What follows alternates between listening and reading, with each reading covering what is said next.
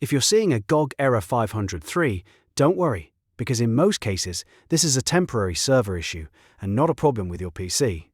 In this video, I'll show you the quickest way to fix it and get back to downloading or logging into GOG Galaxy as fast as possible.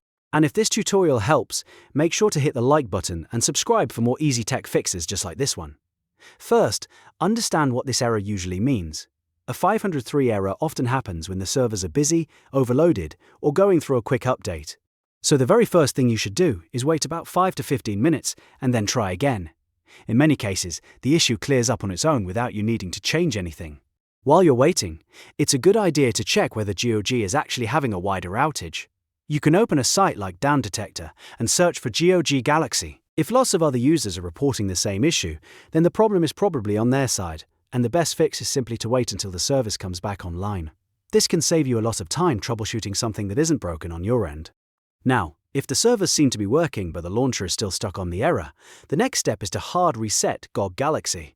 Sometimes, the app gets caught in an error loop and needs to be fully closed before it can reconnect properly. To do that on Windows, press Ctrl, Shift, and ESC at the same time to open Task Manager. Once Task Manager opens, look through the list for GOG Galaxy. If you see it running, right-click on it and choose End Task. This fully closes the launcher, instead of just minimizing it, which can help clear out the error state.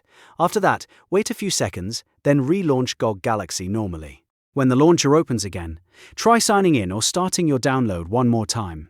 In many cases, this simple restart is enough to fix the 503 error because it forces the app to reconnect to the servers from scratch. If the issue was caused by a temporary connection hiccup, this should get you back in.